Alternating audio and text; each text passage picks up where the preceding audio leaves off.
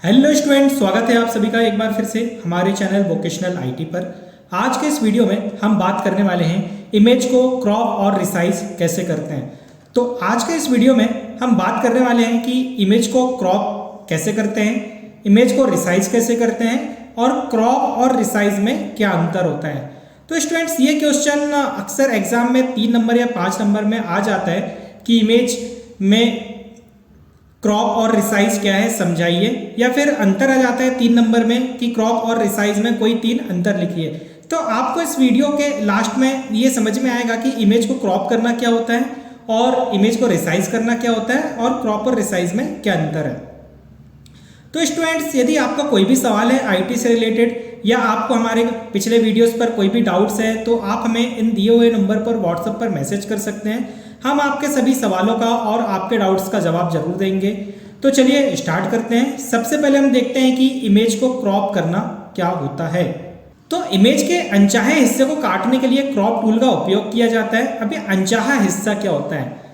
उदाहरण के लिए आप मान के चलो कि आपने अपने एक फ्रेंड के साथ में एक सेल्फी क्लिक किया और आप चाहते हैं कि उस सेल्फी को आप अपने व्हाट्सएप की डीपी पर लगाना चाहते हैं, पर आप ये नहीं चाहते कि आपके फ्रेंड की फोटोज भी उस डीपी पर आए। तो आप क्रॉप टूल की मदद से आपके फ्रेंड की फोटोज को काट देंगे और वहां पर सिर्फ अपनी फोटोज को रहने देंगे।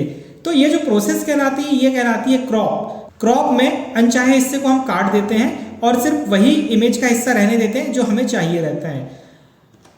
इसके बाद में आता है रिसाइजिंग। रिसाइजिंग क्या होता है? जैसा कि नाम से समझ में आ रहा है, रीसाइज। किसी भी इमेज के आकार को बदलने के लिए रिसाइज टूल का उपयोग किया जाता है। इसमें इमेज का आकार बड़ा या छोटा हो सकता है। तो क्रॉप में होता है कि इमेज के हम अनचाहे हिस्से को काट देते हैं और रिसाइज में हम कोई भी हिस्से को नहीं काटते हैं, बस इसके आकार को छोटा या बड़ा कर सकते हैं। तो चलिए इसे प्रैक्टिकली हम देखते हैं। लिब्रे ऑफिस राइटर में मैंने ऑलरेडी एक इमेज इंसर्ट करके रखा हुआ है। अब इस इमेज में हम 2 ऑपरेशन करने वाले हैं। पहला है क्रॉप और दूसरा है रिसाइजिंग। तो पिछले वीडियो में हमने इमेज टूलबार में पढ़ा था। इमेज टूलबार में एक टूल होता है क्रॉप टूल, जिसमें हमने क्रॉप जाना था। इस वीडियो में हम फिर से जानेंगे।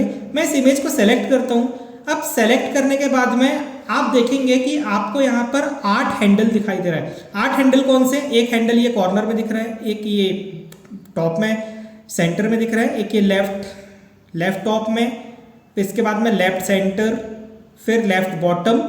आपको ऐसे टोटल 8 हैंडल दिख रहे हैं। इन 8 हैंडल पर जब आप अपना कर्सर लेकर जाएंगे तो यहाँ पे दोनों साइड एरो बनते हैं, डुअल एरो जिसे बोलते हैं। यदि आप इसे ऊपर भी स्क्रॉल ड्रैग कर सकते हैं और नीचे भी ड्रैग कर सकते हैं, या आप इसे इन कॉर्नर से भी ड्रैग कर सकते हैं, या तो ऊपर या तो नीचे। तो ये आपके ऊपर डिपेंड करता है कि आपको अपनी इमेज को किस तरह से रिसाइज करना है, आपकी ज़रूरत क्या है, आपकी रिक्वायरमेंट क्या है। तो अभी मैं इस कॉर्नर से मैं इसको नीचे के साइड ड्रैग करता हूँ तो ये इमेज मेरी छोटी हो जाएगी। अभी आप देख रहे हैं पहले इमेज का साइज बड़ा था, अभी छोटा हो गया। मैं नीचे के कॉर्नर से भी इसे सेलेक्ट करता हूँ और फिर ऊपर के साइड ही से ड्रैग करता हूँ। अब ये इमेज और छोटी हो गई है। तो ये प्रोसेस कहलाती है मेरी इमेज रिसाइजिंग। रिसाइज मतलब इसमें इमेज का आकार छोटा हो रहा है या बड़ा हो रहा है। मैं इधर से भी, लेफ्ट या राइट से भी इसे बड़ा या छोटा कर सकता हूँ। टॉप या डाउन से भी इसे मैं अपने अकॉर्डिंग रिसाइज कर सकता हूँ। तो स्टूडेंट्स, ये प्रोसेस थी हमारी रिसाइज की। आप याद रखिएगा, रिसाइज में आपको इमेज सेलेक्ट करने के बाद में 8 हैंडल अवेलेबल होते हैं। ये 8 हैंडल में से आप किसी भी हैंडल को सेलेक्ट करके आप अपनी इमेज को रिसाइज कर सकते हैं। कौन सा हैंडल किस समय उपयोग करना है ये डिपेंड करता है कि आपको इमेज कौन से हिस्से से बड़ी करनी है या कौन से हिस्से से छोटी करनी है। अब अगला जो टॉपिक है हमारा वो है क्रॉप। हम क्रॉप कैसे करते हैं इमेज को? तो हमने क्रॉप के लिए पिछले वीडियो में इमेज टूलबार में हमने क्रॉप टूल का यूज़ किया था। या आप यहाँ से क्रॉप टूल का यूज़ कर सकते हैं, ये आपके क्रॉप हैंडल बन गए। या फिर आप इमेज को सेलेक्ट करके राइट क्लिक करेंगे तो भी आपको यहाँ पर क्रॉप का ऑप्शन मिलेगा।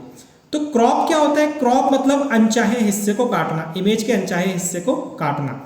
अभी इस इमेज में मैं अपनी इस इमेज में ये जो आपको नीचे 3 सोशल लिंक्स दिख रही हैं, मैं इन्हें काटना चाहता हूँ। मैं इन्हें अपनी इस इमेज में नहीं रखना चाहता हूँ। तो मैं राइट क्लिक करके क्रॉप को सेलेक्ट करूंगा। अब ये क्रॉप हैंडल आ गया और मैं इसे वहां तक ड्रैग करूंगा जहां तक ये हिस्सा मेरा कट जाए। आपको एक ये लाइन दिख रही है, आप इसे प्रीव्यू समझ सकते हैं कि यहाँ तक का हिस्सा मेरा कट जाएगा। तो मैं चाहता हूँ कि इस इमेज में मेरी ये सोशल लिंक्स कट जाए, तो मैं इस क्रॉप हैंडल को बॉटम साइड से सेलेक्ट करके ड्रैग करता हूँ इस सोशल लिंक्स के ऊपर तक। अब आप देखेंगे कि मेरी इमेजेस में वो सोशल लिंक्स का जो हिस्सा था वो कट गया है। यदि मैं टॉप साइड से भी बात करूं तो टॉप साइड से मैं इसे फिर से सेलेक्ट करता हूं और ये कॉन्टैक्ट डिटेल तक का हिस्सा मैं काट देता हूं।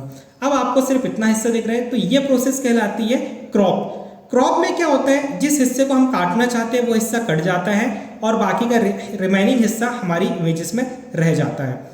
तो स्टूडेंट्स ये प्रोसेस थी हमारी इमेज को रिसाइज और क्रॉप करने की। अब हम देखते हैं कि क्रॉप और रिसाइज में अंतर क्या होता है। तो आपने इस वीडियो में देखा होगा, हमने प्रैक्टिकल में देखा कि किसी इमेज को क्रॉप कैसे करते हैं और रिसाइज कैसे करते हैं। तो आपको इतना आइडिया तो हो गया होगा कि क्रॉपिंग क्या होती है और रिसाइजिंग क्या होती है। तो इसके अंतर देख लेते हैं। ये अंतर एग्जाम में कभी कभी आ जाते हैं 3 नंबर में। तो चलिए देखते हैं। क्रॉप करने से इमेज का अनचाहा हिस्सा काट दिया जाता है और रिसाइज करने से पूरी इमेज का आकार बदला जाता है, इसमें कोई भी भाग काटा नहीं जाता है। दूसरा जो अंतर है हमारा क्रॉप और रिसाइज में, यह इमेज की संरचना बदल देता है। कौन? क्रॉप इमेज की संरचना बदल देता है और रिसाइज यह केवल इमेज की चौड़ाई और ऊंचाई को बदलता है। तीसरा जो अंतर है कि फाइल का आकार कम या ज्यादा हो सकता है, लेकिन दृश्य क्षेत्र घट जाता है। दृश्य क्षेत्र मतलब कि जितना हिस्सा हमने काटा है वो हिस्सा घट जाता है। रिसाइज में क्या होता है, रिसाइज में फाइल का आकार पिक्सल के अनुसार बदलता है पर पूरी इमेज बनी रहती है। इसका मतलब ये है कि आप इमेज को कितना भी बड़ा या छोटा कर लो, आपकी इमेज पूरी की पूरी इमेज दिखेगी, वहां पर आपको इमेज कटी हुई नहीं दिखेगी। क्रॉप में क्या होता है, आप जितना हिस्सा काटोगे वो हिस्सा आपका फिर दिखाई नहीं देगा। तो स्टूडेंट्स ये थे क्रॉप और रिसाइज में अंतर। अब आपके लिए एक एक्टिविटी है, ये एक्टिविटी आपको कमेंट करके बतानी है। फिर मैं आपसे उम्मीद करता हूँ कि यदि आपको ये वीडियो पूरा समझ में आया होगा तो ये जो दो क्वेश्चन है आपके सामने, ये आपको बहुत ही आसानी से समझ में आ गए होंगे और आप इसका 5 सेकंड में इन दोनों का आंसर आप कमेंट में कर सकते हैं। तो इसमें आपको सिर्फ ट्रू और फॉल्स बताना है। सबसे पहला है कि रिसाइज टूल से इमेज के अनचाहे हिस्से को काट दिया जाता है। आपको ओवर एक्साइटेड नहीं होना है, क्वेश्चन को बहुत अच्छे से समझना है। पहला क्वेश्चन क्या है कि रिसाइज टूल से इमेज के अनचाहे हिस्से को काट दिया जाता है।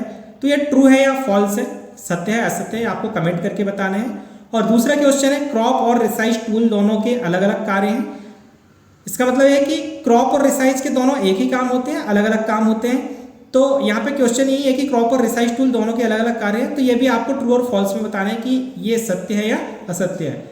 मैं आपसे उम्मीद करता हूँ कि आपको दोनों रिसाइज और क्रॉप दोनों का मतलब समझ में आया होगा, प्रैक्टिकली भी और थ्योरेटिकल भी। तो आप इसके आंसर कमेंट सेक्शन में जाकर कमेंट करके जरूर बताएंगे।